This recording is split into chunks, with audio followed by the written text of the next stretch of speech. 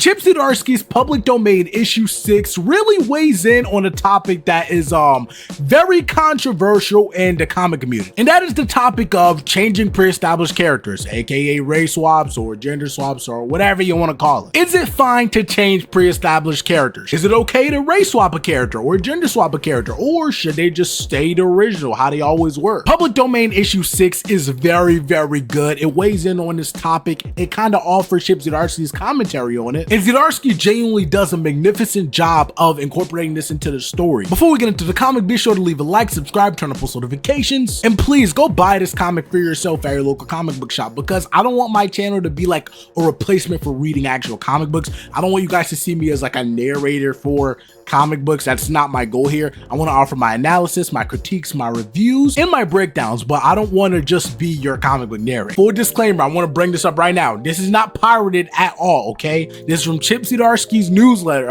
Look at him right there. It's funny. But yeah, I got this from his Substack. I actually paid for it. I read this comic months ago. I read it earlier before it actually released, because if you subscribe to his Substack, I believe it's only $5 a month, but you could get like $35 for a year, which is a really good deal. But if you subscribe, you actually get a bunch of free comics. You get comics early, such as Public Domain. So yeah, I just want you guys to know, like, it's not pirated. I got this from the man Chip Zdarsky himself. He practically sent it to me. So the story starts off with everyone getting settled in at Dallas Comic Studios. You got my boy Miles bringing in some donuts for everyone, and you have Tanya typing up some things, working, and everyone just kind of getting settled in. And then we see Muhammad walk in, which, if you read the initial arc, Muhammad pretty much funded a lot of Dallas Comics. Like, he funded the entire studio and stuff like that. We then find out that Sid is actually making Muhammad a full partner of Dallas Comics. In his words, he's putting up money, so it's only fair that he gets a part of what we're building. And as you can see, Miles is he's kind of feels a little bit weird about it. Regardless, Sid believes that everyone that contributed should own part of the character, and I definitely agree with this message. Now guys, this is when stuff really hits the fan. Sid asks, hey, speaking of work, did you two read my character notes yet? Because obviously they're working on the first issue of the Domain, and Miles says, we did, but, and then Tanya just cuts him off and says, I'm sorry, Sid, but, and Tanya says, I don't know what's different about this Domain.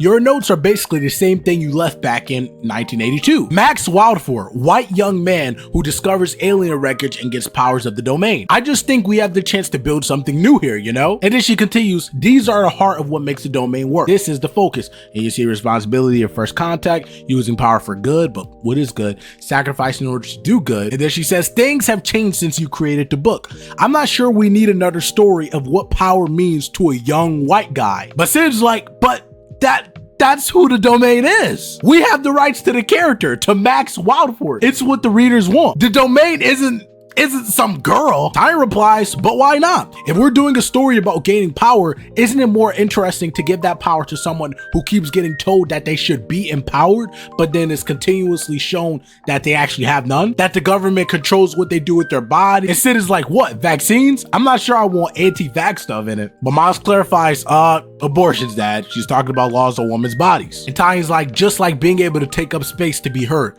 A woman given superpowers just feels more interesting to me. My boy Dave then walks in and he pretty much draws like 3 different designs of the Domain. And he feels that 3 domains gives more story opportunities, and Dallas seems on board with it. And this is when the comic gets really interesting, because Sid is not for any of this. Sid says, people love the Domain. Why can't it just stay the same? Why can't we just make the comic that I used to make? But Tanya replies, we're just trying to figure out how to make it better, more relevant to today. And Sid's like, what isn't relevant about a normal guy? But Miles cuts in and says, Dad, can you even hear yourself? The Domain was new and relevant when you created it 40 years ago. Why don't you want the same feeling for our generation? And Sid really just doesn't like this. He's like, you guys are all ganging up on me, and he just needs some air, so he leaves. Sid then goes home to vent to his wife, and he's like, it feels like I built the house and everyone wants to tear it down. I feel useless, Candy. But Candy replies, you're building a thing with 3 people 20 years younger than you. Their ideals aren't going to be the same as yours, and theirs, like them or not, will be more in line with the world of today. Besides, I thought this was the point, making books with the boys, passing a torch to them. And Sid replies, it is, but I just don't like the feeling that the things that I made don't matter. You can still create, honey, but the real power is with the ones bursting into the world. so help them do that. But Sid says, I know, I just feel ganged up on. And Candy replies, well, just give yourself a gang. You'll still lose most fights, but at least you'll have someone to commiserate with who isn't me. And this is when we see Sid reunite with the OG editor of the original Domain comics back in the 80s. We see Margaret, and she's very, she's not really trying to talk to him, but pretty much they talk, and Sid convinces her to come back to work on the Domain. She's an OG, she's a veteran, but she makes sure to make something perfectly clear about this deal. She's not letting nostalgia dictate editorial. You know, Sid isn't buying a friend here, and we can see the 3 domains right here. This comic was executed so freaking well, man, because on one hand you have some characters who are younger and they want to make this comic more aligned with the world today, something more modern that appeals to more modern audiences,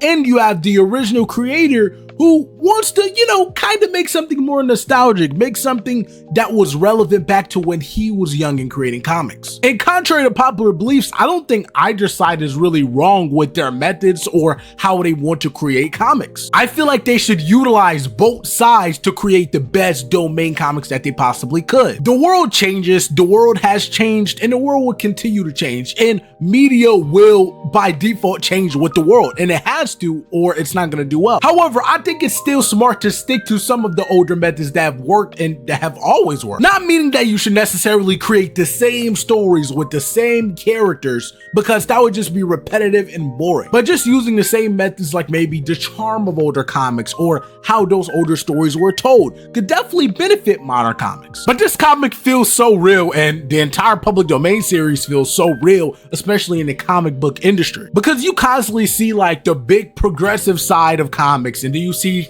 the comics gay sides of comics, and I feel like both sides don't really care about comics or the stories, they care about their politics. Comics gays doesn't care about making great stories and great comics, they care about making comics with their conservative politics. And the SJWs don't actually care about the comic book characters or heroes, they care about promoting their ideology and their progressive mindset. But the characters in Public Domain don't really fit in either of those brackets.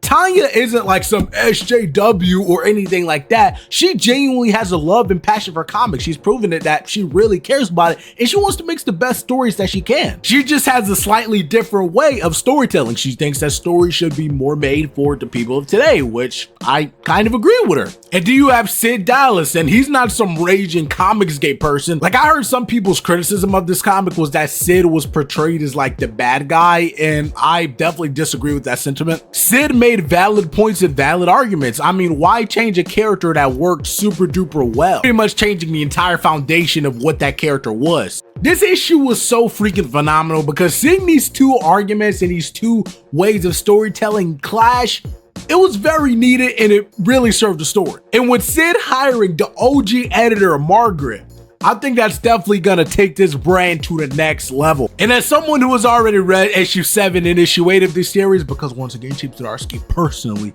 sent it to me, I think these characters will definitely be able to resolve their issues, come to a mutual understanding of how to make the Domain comics great, and I think it's gonna work out in everyone's favor. Be sure to like, subscribe, turn on post notifications if you guys like this content. I've been enjoying the heck out of Public Domain, man. I already ordered the Domain issue 1 that should be here like within the next week. I'm still trying to get Chief Zdarsky on the channel. I'm really trying to interview him, bro. Like, if anybody knows Chief Zdarsky, like,